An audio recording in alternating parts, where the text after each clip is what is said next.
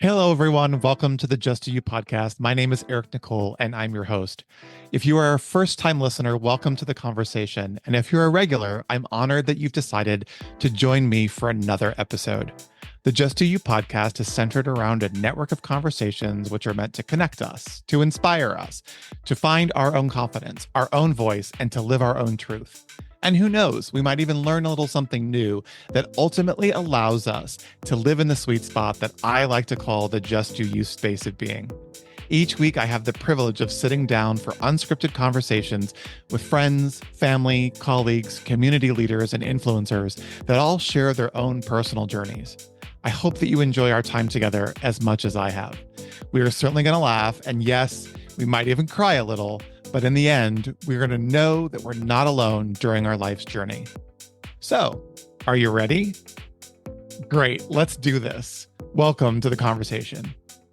All right, everyone, welcome to the podcast. I am so excited to be sitting down today with Johnnie Ghiglia. Hi, Johnnie. Hello, Eric. How are you? I am so good. Thank you so much for joining me today. I am so thrilled that we were actually able to make this happen. Today is a super special day here in San Diego. It's the last day of San Diego Pride. So it's been a really remarkable weekend of celebrating with our LGBTQ plus family and our allies. And so I could not think of a better host or a better guest, actually, and host to actually have this conversation today. You are a Absolutely. podcast host yourself, which is why I said that, but we'll talk about that in a minute. But for those that are listening today, Johnnie is the founder, along with his son, Chase, of an organization called Out is the New In. And we're going to talk about that organization. I became aware of this organization several months ago and was really taken not only by Johnnie's story, but ultimately then by listening to Chase's story on Johnnie's podcast, which he hosts, and Chase was a guest. And so, Johnnie, what I'd love to do today a little bit is talk about you. You are obviously the father of Chase, who is out and proud and a human being. So we're going to talk about that. But I'd love to go back a bit further and just give everyone a little bit of background of who you are and what you've done. And then let's just launch into this conversation sitting around your family room, talking about how you can support Chase and how this was all born. Please, Yeah. let's get into it. Thank you. And first and foremost, I am honored to be on your podcast and to Thank have you. met you to launch Pride Month on the first in Oceanside Yeah. Pride. Yeah. And for you to come and walk into my booth and introduce yourself and then tell me that you were looking for me. And I was like stunned. I'm like, what are you talking about? And then telling me that you had watched one of the episodes, the first episode with Chase, and to know that somebody in California watching or listening meant everything. It was Yep. really cool My to pleasure. hear that.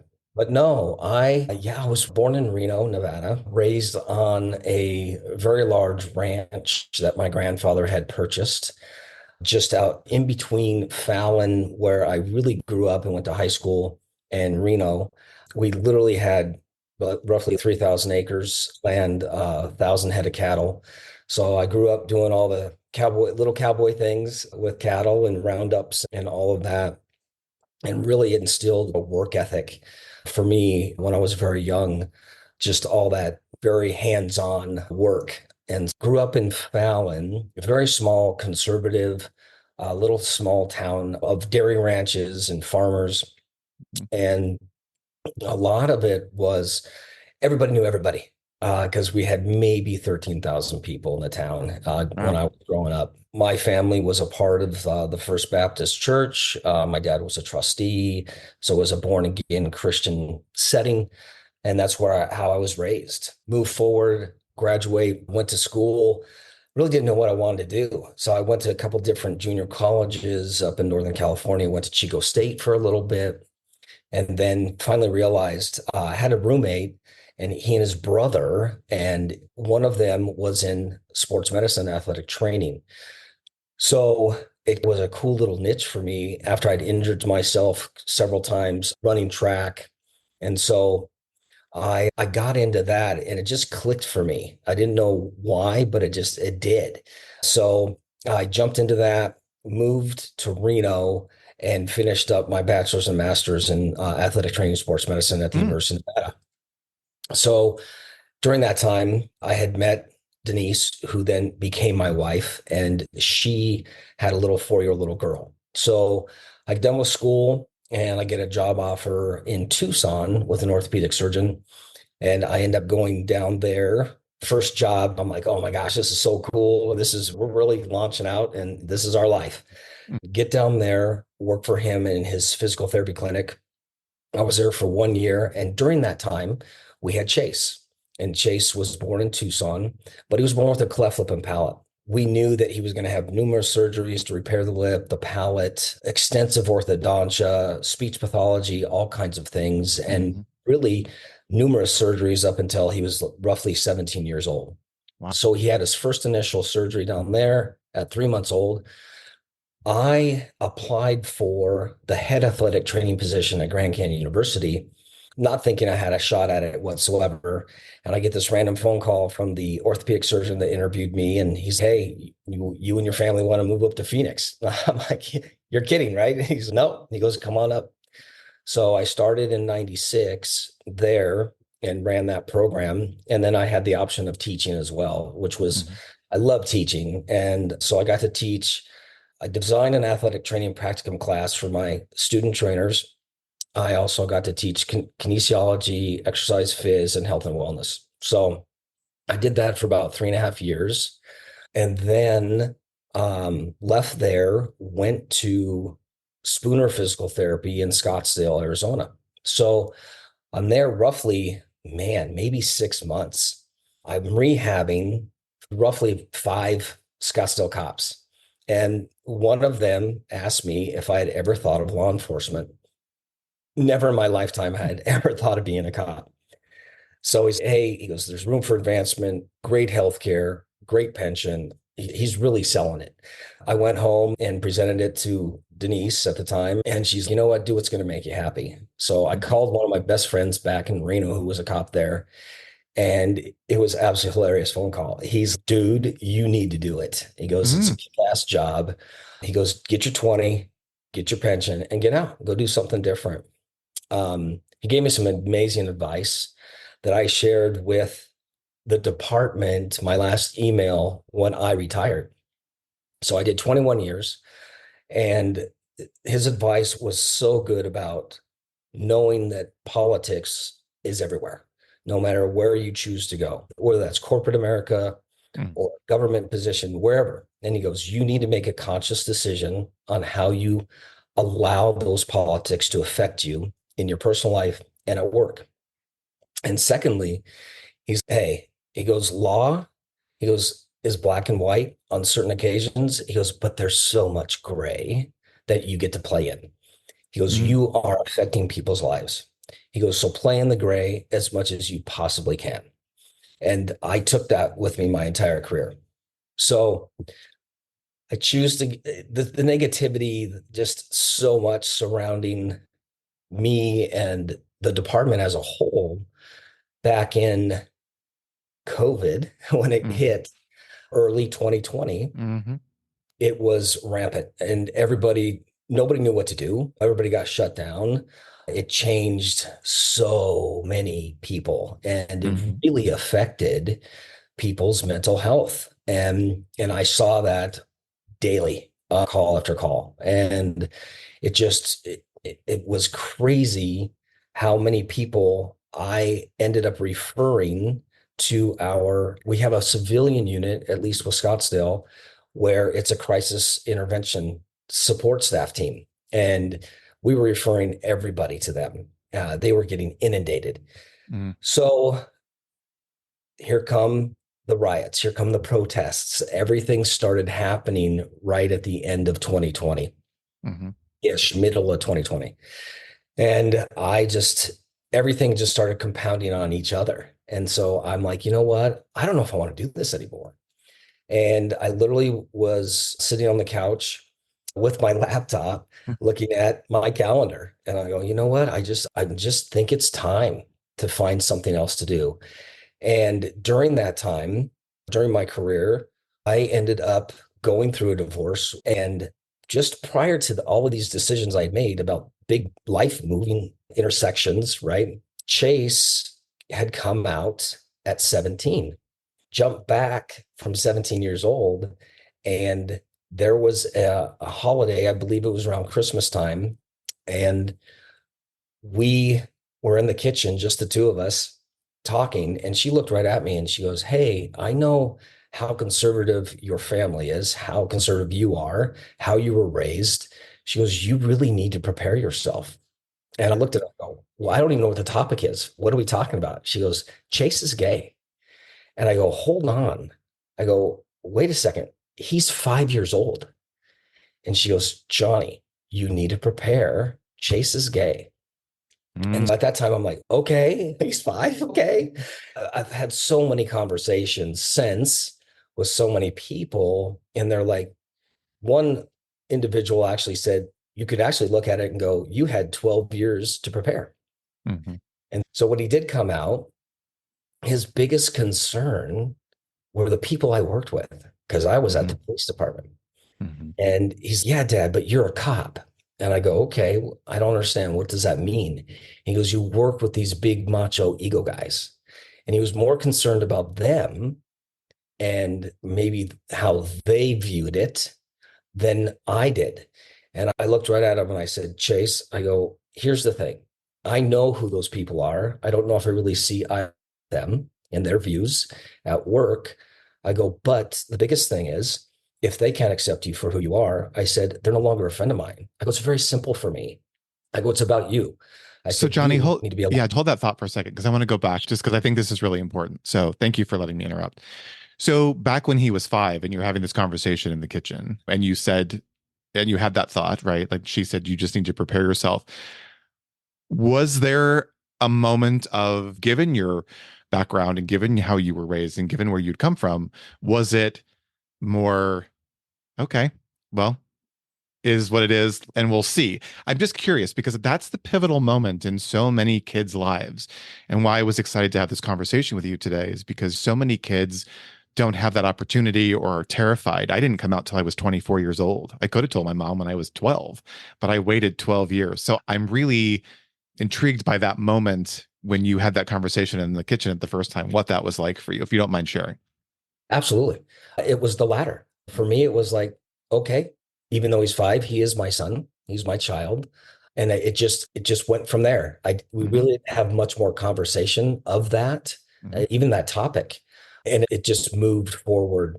And Interesting. I observed over the year of the 12 years, I'm like, okay, he's more feminine, right? In my mind. I never like really locked it in that Chase is truly gay. Mm-hmm. So when he did come out and we did have that conversation, I was extremely accepting. So was she, the family, everybody was. So that was such a benefit for him, knowing since then, gosh, that was, man, he was 17 and now he's 28. So 11 years ago.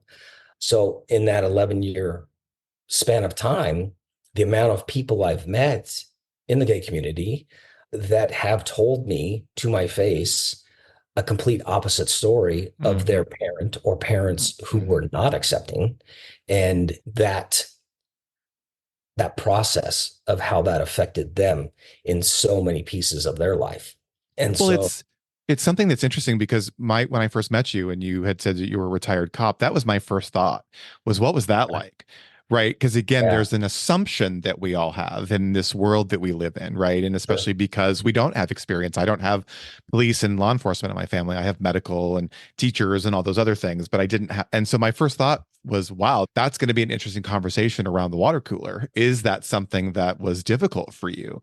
Or because you had this sense of that time to maybe process and deal and watch and observe. Also, I would think, based on what you had said earlier, was in that field, you're seeing a lot of trauma.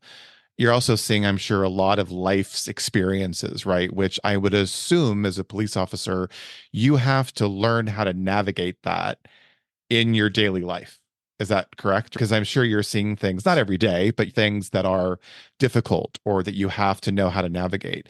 And so, do you think that taught you all of those other experiences, although very different, also then taught you that tolerance or that kind of acceptance later on down the road with Chase? Yes, Okay. yeah, a big yes to that Yeah. that question. I saw the gamut of things, and Yeah. especially in the different units that I was a part of through my 21 years. There was a span of time, with my last 4.5 years ish, I worked a shift where I was a sergeant for a downtown unit in Old Town Scottsdale Bar District, Friday, Saturday nights. I saw everything that you Sure. could imagine throughout that time. But and I dealt with a lot of people that identified in the community, and having those conversations and things that would happen, crimes or not, or just conversations, good, bad, and different. It happened every weekend. Mhm. Something would happen. Yeah. So Chase is so you have the two children, right? So it's Chase, And Nicole was my mhm, stepdaughter. Yeah. stepdaughter. And what was the age difference between the two of them? Roughly 9 Okay. years. That's a good chunk. It's a Yeah. good chunk. Yeah. Yeah. Awesome. Yeah. But they got along very well, and they still do to this day. Yeah. They have a great relationship. Yeah. So, as a father, and as the mindset that comes with being a father and being a parent, in that moment that he did come out to you, and I'm listening very intently, and I'll share with you why. When I met you initially and you were telling me the story, I got a little jealous because I said to myself as I was walking away with my out is the new in tumbler in hand, the bright yellow, which I have sitting right next to me daily because it's a wonderful reminder. But I didn't have that experience. My parents were divorced, and I shared with my dad, who was a very smart man. He had multiple degrees and a PhD. And unfortunately, I think he had a very troubled, I didn't think he had a very troubled life. And so his acceptance of me was never discussed. We never talked about it. He was never vocal about it. But I Right. didn't have that experience with him that Chase had with you. And that's why I was so intent of calling you, I think, when I got back to the house that day and saying, hey, let's jump on this podcast because I think there's a really powerful story here to tell. Yeah. And I thank you so much for that opportunity. Yes, you're welcome. And I think what's so important right now, and again, just having come off of Pride weekend, I'm very sensitive to this conversation right now because when I sat and I watched everyone show up at Pride and see the families that were there and see the young people that were there. We're in a very different time than I'm much, much older than Chase. But when I came out, we didn't have, at least that I didn't know about, the Pride festivals and the parent groups and the languaging and the support. We didn't have any of that. And as I was wandering around feeling very old at Pride this year, feeling very old, I watched this youth and realized I'm like, with everything that's going on in the world right now, and especially in our country and the kind of chaos that we're in, this is the next generation of the LGBTQ community. And I posted with your shirt on, the Out is the New In shirt. Very powerful day for me walking around in that shirt. But I realized that not only are we unstoppable, but we are a force to be reckoned with. And I truly believe that whether it's the parents in our lives or the community that serves us or the organizations that are there for us and to support our community and support our youth is how we are going to survive as an LGBTQ plus community. We would not be able to survive without the allies, without the organizations, and without the parents and the family members that support their LGBTQ family members.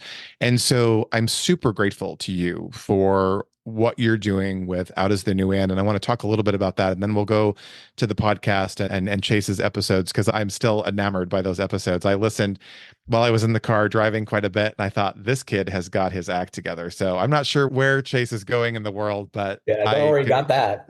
I don't know where he got that at all. But so talk a little bit about the organization. So you're having this conversation on how to support Chase and the community. Where Right. did this, first of all, what a great name, right? You capitalized on something that is super powerful. Out is the New In just resonates not only with me, but with so many people. So talk a little bit about how this came to be and what the intent was. I could share what the mission statement is. I read it and I loved it, but I want you to tell us what was your vision on that? Yeah. So interesting story for sure. Having that conversation with Chase and really telling him that he should be allowed to be his own authentic, unique self, whatever that is. He should be allowed to love whoever he wants to. And then that was a car ride going to the airport. Oh, Uh, wow. yeah. And it was just Denise and I and Chase, because she and I had a trip planned and he was going to drive the vehicle back home and get to hang out by himself. Oh, So I'm wait, it like, happened in the car at that point? Oh gosh. yeah, you know, what's interesting is I was at work. I was in a detective unit at the time, and I got this strange call. The time of the day was odd, and it was her. So I answered it, and I'm like, "Hey, what's going on?" And she goes, "Chase wants to talk to you." And I immediately knew what the topic was. I Sure. don't know why, it just hit me. And I go, "He's going to tell me he's gay." And she goes, "Huh?" And I go, "Okay, cool. I'm going to call him." And I did. And he said that he would much rather talk to me in person. And I said, "Absolutely." I said, "I'll see you at home tonight." And he never And came how home. old is he? How old is He he was at this point? 17. He was 17. 17. Okay, Yeah. 17. That's So, some guts to actually want to talk yeah, to mom and yeah, dad in yeah. person. That's great. I love it. Yeah. He never came home. He spent the night with his friends, but I knew he had to be home the next day to ride to the airport. Mhm. So I'm literally looking in the rearview mirror, and that's when I brought it up. And I said, "Hey, I know you want to talk to me. I know I have a feeling I know what the topic is." And I just went with it. Mhm. And that's when it all came out. Move forward, go through my divorce. And just before, there was a conversation. Chase was attending ASU now for a couple semesters, living at home, and she wanted to talk to him in the family room.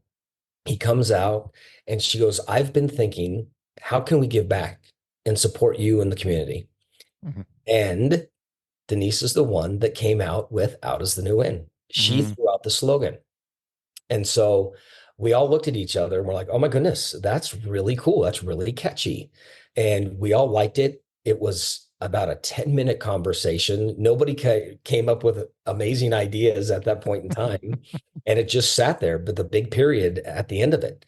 And I go through life experience with a divorce, Mhm. and I'm living alone at a house that I bought.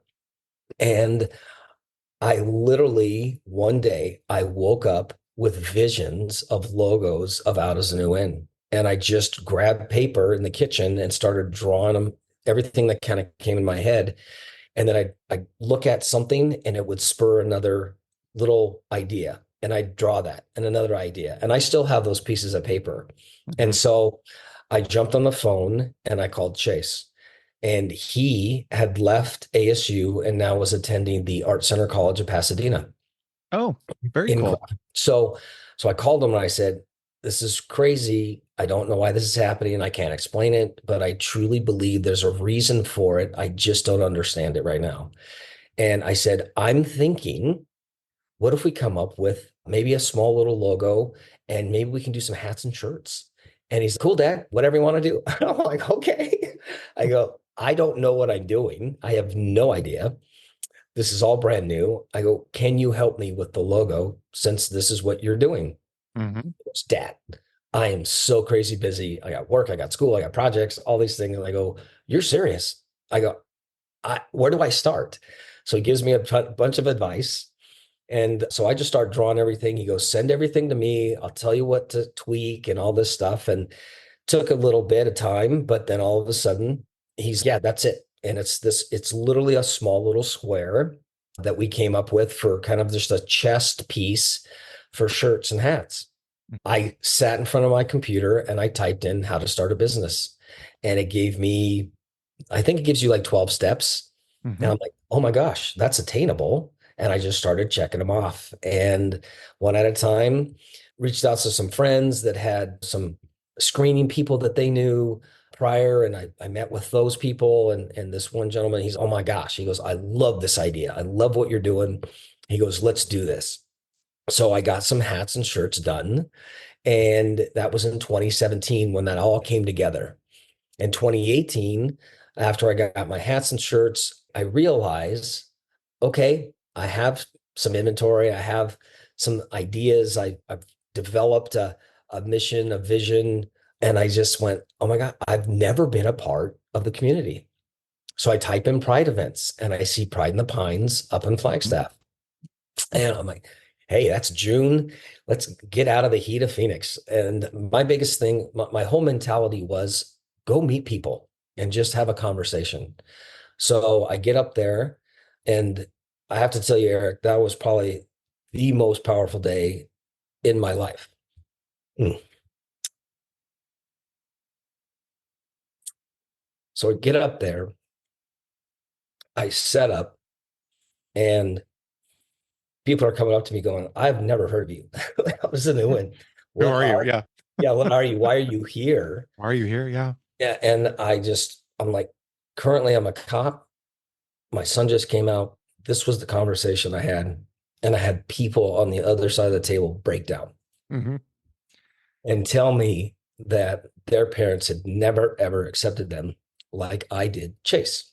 Hearing that, it was very foreign to me because I'm in my bubble, Yeah. and Chase's friends, everybody's very accepting, family. And so when I say powerful, it was just so many hugs to let people know that I'm there to help support, accept, love, and literally realizing that there are so many people, Yeah. not just Chase and his friends, that need that. So that was the cue for me, my why and my purpose that day, in how the initial idea I had of how to give back was now bigger than I would ever be in my entire lifetime, because there were so many more people. And I didn't know what that looked like. I didn't know when it was going to happen. I came back to work. And what was really cool for me is the people that worked for me at that time were so supportive. And literally, and once again, in law enforcement, you might have that thought process, and you like, oh my goodness, how accepting are they? Are they not? Are they at all? And having them just go, this is so cool to see you do a father-son thing. And I had people I had people working for me. They're like, hey, when do I get some free swag? Because Yeah, exactly. I'm going to be your ambassador, man. Okay. All right. I got you. Yeah. But it just totally kicked off. I had the acronym is OITNI. Hmm. And that day in Flagstaff, I actually had a girl come up and she goes, what's Oitney? And Wait. I had never heard it. I had never heard it, a sound, a name, whatever you want to Uh-huh. say, put to it. And I had no idea what she was talking about. And I let her know. I go, I'm sorry, I don't know what that is. And she goes, yeah, Oitney. And I go, I don't know. She goes, it's right behind you. And I had it on a banner. And I had to walk up to my banner and I pointed at each letter and I said, out is the new in. And she goes, oh, I gotcha. love it. Gotcha. I gotcha. But when I did go back and I told everybody the story of Oitney, I had one guy work for me and he's, oh my gosh, you need to come up with a cocktail and call it an Oitini. Oh, go. I was like, oh my gosh, that is amazing. I love that idea. Exactly. You But can put it in the tumbler. yeah, Put it there in the we yellow go. tumbler. There you There we go. go. Yeah. But Love it. no, finding my purpose that day, it everything came together Hmm. exactly as it should.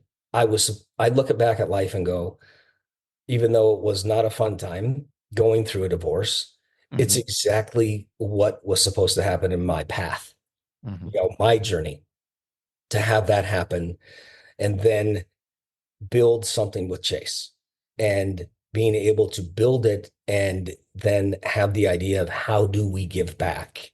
Yep. And one of the biggest things I told him is everything that I had seen in, probably at that point in time, it might have been, I might have had 15 years on, somewhere around there. Hmm. And I just said, Chase, I go, I would really like to give back to nonprofits that focus on suicide prevention, mental Hmm. health, and homelessness within the youth age group. And that was what was really cool is he's just like, cool, Dad, whatever you want to do, let's just do it. I'm like, all right, let's move forward with it. Once I finally retired, I said, I want to focus on this. This is the piece of my life that I want to see how big I can make it. The idea was the bigger I can make it, the more I can give back. And I said, I want to rebrand. I want a website. I want all these pieces. I want to be really present on social media. And a door opened and I met this gentleman who was part of a BNI chapter, Business Hmm. Network International, Yeah. the worldwide chapters, right? Hmm. The networking, the referral system, Yeah. all of that, right? Thank you for closed business. And the support was huge. So I joined one of the biggest chapters in the state of Arizona. And everybody I was supposed to meet, God had me meet. And I have my 501(c)(3) now for 3 years. And I met a mentor who had hers, and I'm on her board, Lights Camera Discover. And Kima Charles is an amazing human being in what she does. And I met people for the website, I met people for social media, and it served its purpose for a year and a half. Hmm. And now I'm meeting so many people and going and doing booth events. And I told Chase, I want to rebrand. I go, let's come up with a new design. And he's my design kid. And so Hmm. he's, yeah, Dad, I got you. And he sent me the newest logo that we have on the t-shirts, the Hmm. Vision series, the Horizon Hmm. series, the hats. And then I just was like, oh, let's do tumblers. Let's do silly pine cups. Let's just do stickers. Let's do whatever we can Hmm. and get it out there. Yeah, I want to pause for a second because I want to go back. I've been known as the podcast crier. I appreciate the opportunity to presence that moment. But in all seriousness, I think that's a really important kind of moment because you share, I'm not going to cry, but you share that moment of that first opportunity when people came up and said, what they said to you. And I always feel like if somebody who may have a conversation about the LGBTQ community or an assumption about the community, if they would spend some time and sitting down and having a conversation with a Chase or a Johnnie, or I've interviewed and had conversations with the trans community, with the lesbian community, with people of color, if they would sit down and have a conversation with them and learn a little bit about them and about their journey, my hope is that the world would shift a little bit. And so, in that moment where you're standing in this booth, not knowing what you're doing for the most part, self described, and you're not sure why you're there, in that moment where these people are coming up and sharing these stories with you, is something that if you listen to any podcast that I've done in the past 6 months, is the same conversation, is that moment of being seen, being heard, being acknowledged. And it's so important. There's a guy who I just interviewed who it's called Stand In for Pride, right? So he stands in for Oh, yeah. people I've heard of who that. don't have family. And when I interviewed him, he said the same thing that you said. He said, I had no idea what I was doing. I thought we stood in for someone at their wedding and thought it was great. And the next thing I'm on the news and we're now international. And the thing that I love about that and what I love about you is there's a humbleness to you and to the others that I've interviewed and had conversation with. The humbleness is the beautiful part of the power of the conversation that you are. Does that make sense? That was a little bit too wordy for me, even me, but hopefully that makes No, sense. it does. Is It is that absolutely does. yeah, is this is much bigger than you standing at a Pride Show booth. This is Oh, about you showing wholeheartedly. you showing parents, you showing children, you showing communities, you showing police departments and other organizations that it doesn't matter who you are is X, Y, and Z. And Right. that's the beautiful part. And so I didn't want to, I loved everything that followed that, but I didn't want to look past that because I think so many parents don't know how to navigate this or to navigate the process of even starting the conversation of how do they support their child who's LGBTQ plus? How do they give back? And I think there's also a fear at a lot of times. Like, I don't necessarily, what if someone finds out? What if we're the neighbor or Aunt Susie or Uncle Pete, whatever the case may be? And I'm super grateful that whatever the conversation was that had you move through that to just unconditionally support Chase. And not only that, find this opportunity for you and he to build something together is a beautiful thing because that doesn't happen very often. Yeah, it all came together, and Yeah. I'm extremely blessed for all of this to come into the path that it did. Mhm. I didn't know that God would give me a gay child. I didn't know that I would be a cop. Mhm. I That was the last thing on my mind. I was pursuing Division I or professional Mhm. position in athletic training. That was my path, at least my plan in my head. And Hmm. then the man upstairs definitely has other plans. And my biggest thing is that I like to tell people is you may have an idea of what that path is. You Hmm. might have a passion, right? And think your purpose is this direction. And I love to tell people that I love that about them, but also understand that there may come a time when you need to pivot. Hmm. And when that does come, just welcome that door, right? And let it open and see what it is. And maybe it is the direction you should go, or it's not. And if a door needs to close, let it close. Don't fight it and Hmm. just keep moving forward with whatever that path is. And I might have three more journeys at my age and my profession and what I'm doing now in behavioral health. Just be aware of Hmm. what's coming to you, those messages, or Hmm. just you might meet someone new over coffee and just that conversation, Hmm. just it, and you go a different way. And Yeah. it's exactly where you're supposed to be. Yeah. I do want to say it's so powerful and so true, right? And I do want to talk a little bit about the mental health component and kind of your commitment and passion to that. But I also want to acknowledge one thing, and I think this is really important. And you have said several times throughout the conversation, and you just said it, that God gave you this gay son. And I think that is a really beautiful sentiment to your faith and to your beliefs. Many times, religion can play a very unfortunate part in the process and the journey of a lot of LGBTQ people and how they were raised and the judgment. And what I love is that you embrace that and that conversation that he brought you, Chase, because it's a beautiful sentiment. I believe that as well, right? I am not the most religious person, but I do believe that you were brought Chase because there is not only this beautiful relationship with the two of you, you can tell it just this kid opens up to you like no other kid I've heard open up to a parent on the podcast.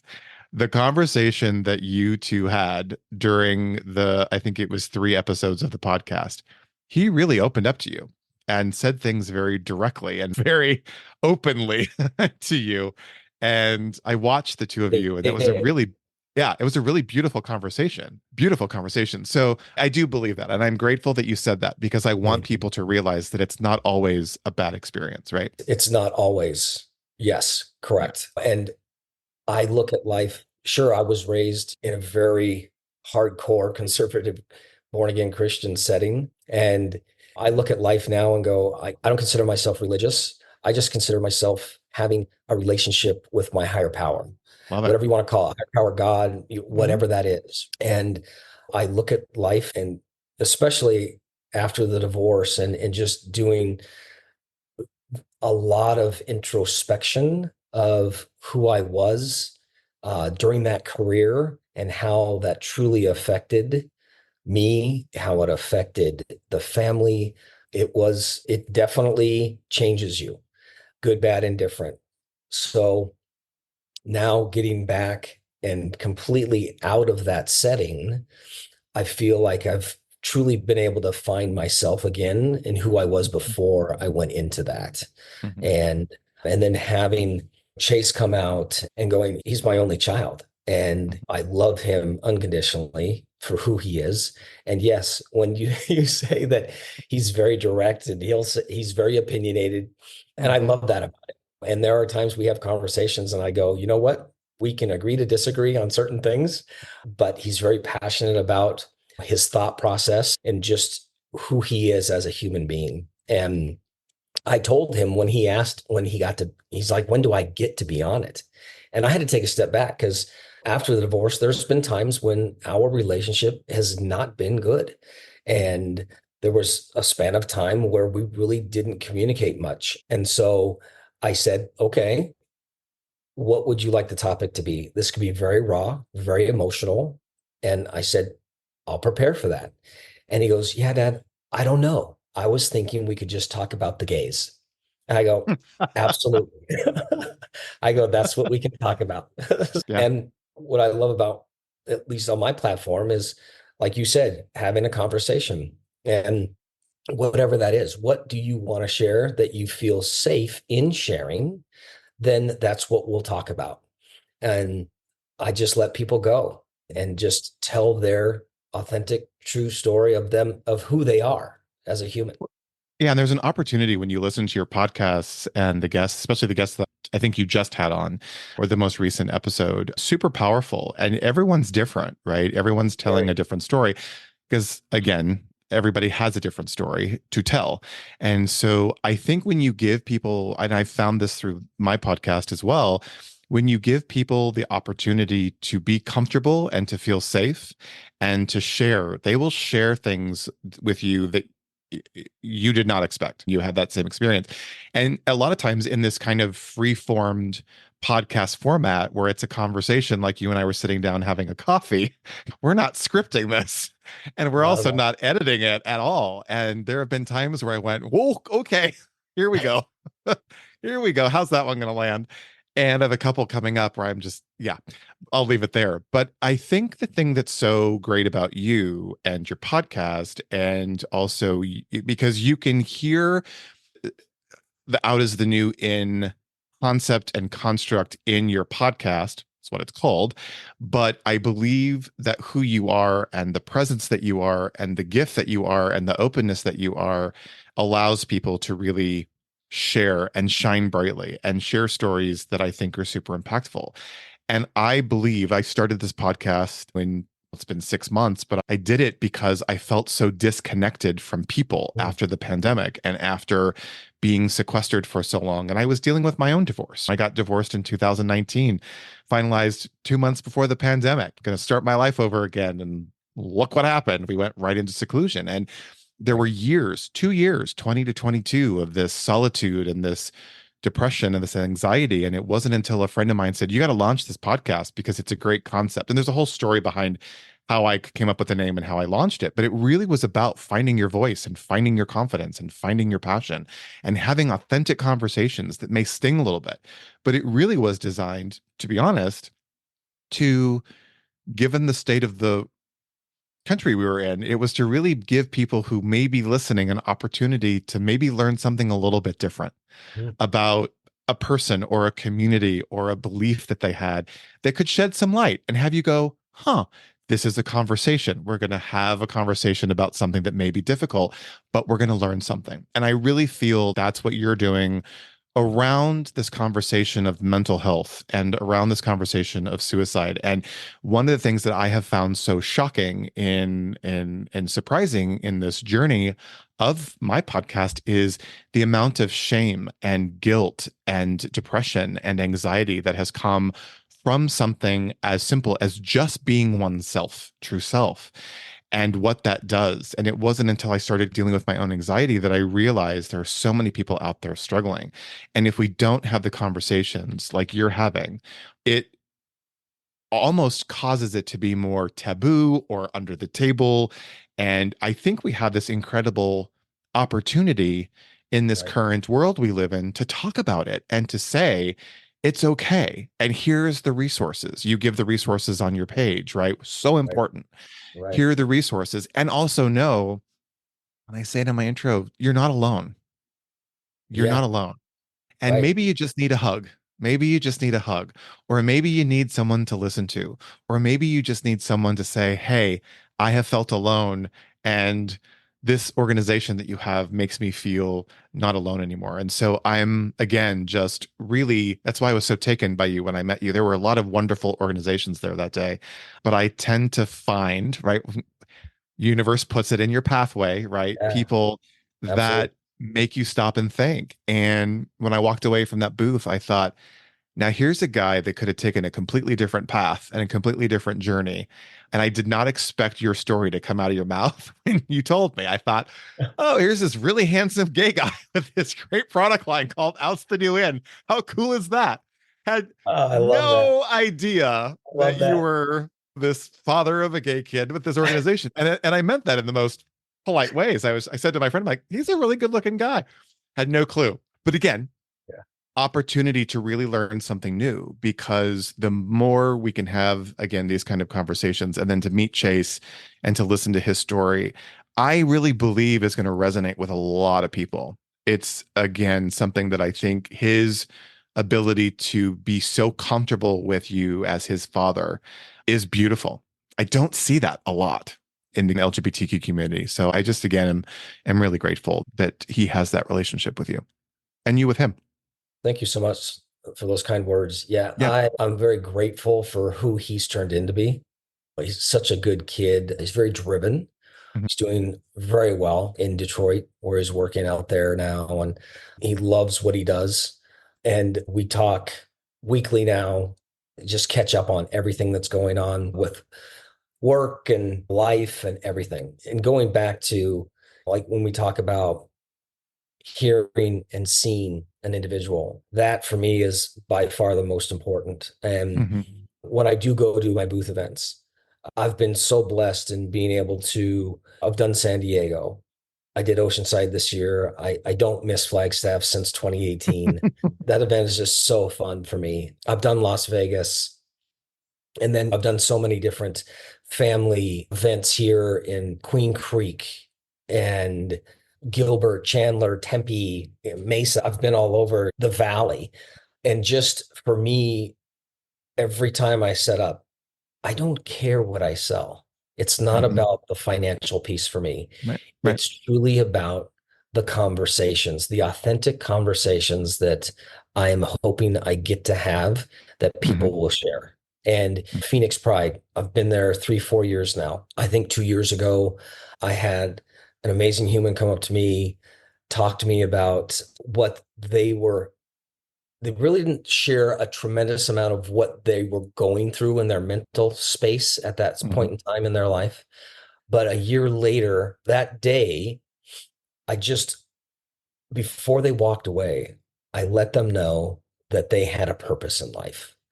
And a year later, they came back to my booth and let me know and shared more that they had a tremendous amount of suicidal ideology. And I had no idea. Mhm. And let me know that when I told them that they had a purpose in life, that is why they're still here today. And I tried not to break down. I got chills and I'm like, Mhm. wow, that is so powerful. That was just, you're hoping for just one person that you can Mhm. make contact with to change a mindset. And I was so grateful that they shared. Mhm. And that's going to ripple out because there's statistics. Several people have talked about it on my podcast that if an LGBTQ person has one person see them and hear them and experience them, it cuts the suicide rate dramatically. That statistic Right. that you've heard it. And I think that's the thing that makes me so happy about and hopeful, knowing that there are organizations like yours spread across the country. But the difference that you're making and that one conversation is also trickling out because they're going to take what they've heard from you. They're going to take that moment of, I do matter. I do make a difference out into the world and maybe change someone else's life. And so that's where I really believe that it takes one person. You can say this too as a podcast host. You don't know who's listening, really. We really don't. Our friends say they're listening and how great it is. It's like, love that last episode. And you're like, okay, but who else is listening out in the world, right? Aside from my mother and Oh, I my love it. aunt and my I best love it. friend, right?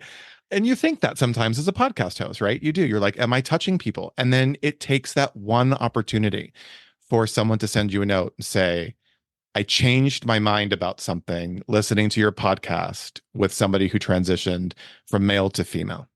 And it was in that conversation that changed my and opened up a door for me to have a different conversation about how I feel about the trans community. And that one text message that I got changed my whole perspective because I knew that we made a difference in one person's life. And so when we talk about and this could be a whole other podcast, when we talk about the kind of mental health and the kind of opportunity that we have to help the LGBTQ community in dealing with that, I think is something that you do very well. And I'm curious with you, what do you see the future? Because I think you and I could talk for a very long time. But what do you see Absolutely. as the future of Out is the New, and what do you want to see happen in the next 5 years, 10 years? Like, where do you see this going? Oh, I love that. That's a great question. Yeah, the bigger the better, right? I think it'd be cool to potentially develop some. behavioral health resource programs, right? And get out and actually present certain topics within the community. I not only do I now work full time for a behavioral health hospital here in Tempe, which that door, I didn't know that was coming. That door opened over 2 years ago. I was at a Mental Health America Seeds conference in Mesa and meeting tons of people in behavioral health.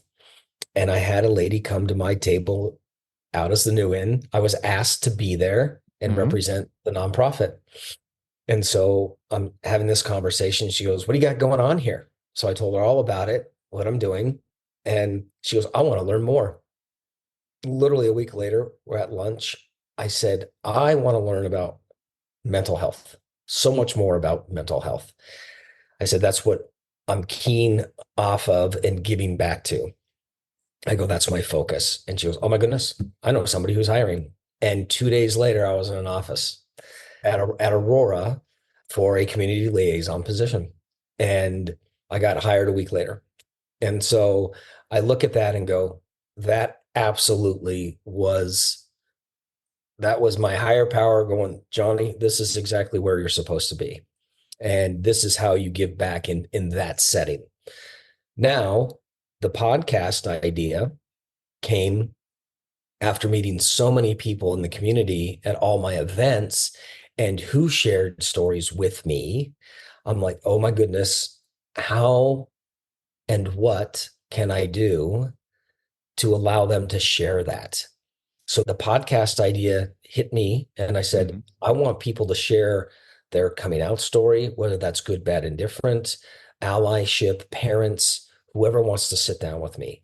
And then getting into behavioral health and meeting so many people in that arena and sharing their story of trauma, addiction, sobriety, whether they're straight or gay, didn't matter. I'm like, this is even bigger now.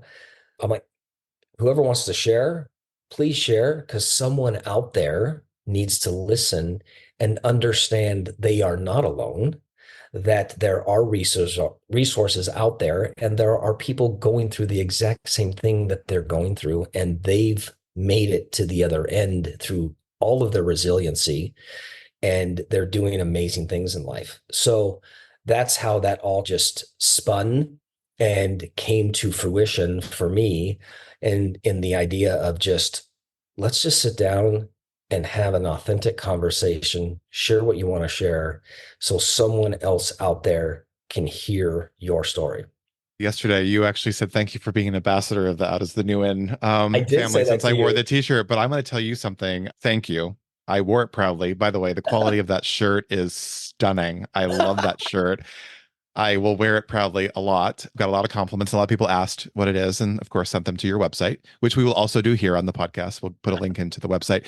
But I think what's interesting in when I listen to you talk, especially on this podcast, is that you are that Just You ambassador, right? You're out doing Johnnie, and you have had a really interesting route to get there. That's been a very interesting journey. And what I really respect and really respond to is you've said several times that you've just been open and open to the new opportunity, open to the new possibility. The next door opens, the next door opens. And I'm taking a little bit of that for myself right now. I'm in a big transition at 58, but I'm really excited to see where you go next because if the previous X number of years, I won't date you, has been any indication, I Well, think just so you know, we're the same age. I know. I never ask. I've learned early on never to ask. But I think what's really great is that there are going to be opportunities for you to take this. And I said the same thing the other day to another guest. I said, you have no idea where this is going to go, but when it Right. goes, it's going to go. And what I am, again, super respectful of is that openness. You have to be open to what's next, and you have to be open to whatever it is that brings you into this journey. I'm curious. I'm going to kind of wrap this around. I hope you'll come back and have another conversation with me at some point. I think we could really delve into, some great topics and talk about mental health. It's something that I think is super important, especially as we move through the next couple of months, couple of years. There's going to be a lot of opportunity for people to need connection. But I say two things. This is becoming my mantra to all of my guests is, and I firmly believe this, that the world is a much better place with you in it. And I'm super grateful, as I'm sure are all the people that have connected with you. I do ask my guests as we wrap the conversation to go back in their minds to their childhood, to their young Johnnie, when you might have been in school, right? When you may have been, say, elementary school. And what would you tell Johnnie about his life today, back then? What would his life be like? What advice would you give him? What would you say to him? Honestly, man, like I said, I grew up in a really small, rural little area. I was tiny. I was so skinny. I was bullied a lot because of that. My grandfather actually nicknamed me Bones. Oh, And gosh. yeah, and my cousins actually call me that to this day when we do see each other or talk on the phone, which now I'm totally good with. But I think the biggest thing is just know that people do things and say things and within words because it's not about you where they're sending that negative energy on. It's about them, Mm, 100%, in my opinion. I truly believe that there's so much going on with them that they have to do certain things to other people to make themselves feel better. And and knowing that it has nothing, really, it doesn't have anything to do with you. You're the outlet. And just try to understand that and understand that as hard as you can, let it roll. Because the biggest thing that I've really taught myself mentally is that I know who I am. I know what I bring to the table. I know what I can accomplish. And you can like me. You don't have to like me. It doesn't matter to me because I don't care because I know who I am as a human being. couldn't have said it better myself, my friend. Couldn't have said it better myself. And I know for a fact, just because I feel it and I sense it and I see it, Chase is super proud of you, as probably as proud of you or as you are of him. And I hope someday to get a chance to meet him. And I look forward to having you back on the podcast. I'm grateful to you for what you're doing out in the world, and you're out Right back at changing you, lives. Eric. Oh, Right back thank at you. you. Yeah. Yeah, they say we all come together at some point and our paths cross, right? When Yeah. we are out to be change makers. And I appreciate podcasters and the people that I listen to because I waited to do this for years. I didn't think this was going to be a reality.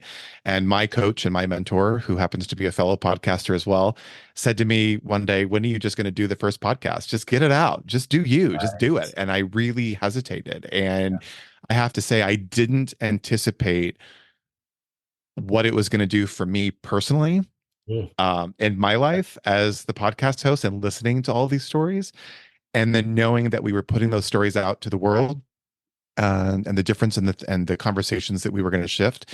But it takes that first step. So I think you and I are both a testament to that message of Right. just be open, let it come to you. But here's the thing, when it comes to you, you got to take action on it.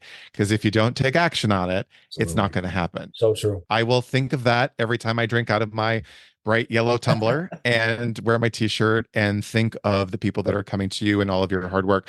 Thanks for being here. We will definitely have you back again. And again, I just appreciate your time today. Oh, Eric, thank you so much for the invite. This has been absolutely amazing. All right, everyone. Thank you again for joining us on today's episode. I hope our conversation resonated with you like it did me, and I cannot wait to sit down with you all again next week. Remember to subscribe to the Just You podcast on your favorite platform so you can make sure not to miss a new episode, which drop every Thursday. If you like what you hear, you can easily share the podcast and episode directly with your friends. And if you would, rate us and leave us a review. We'd love to hear from you. You can also follow us on Instagram at JustDoYouPod. As you go out into the world today, remember to just do you. All right, talk next week.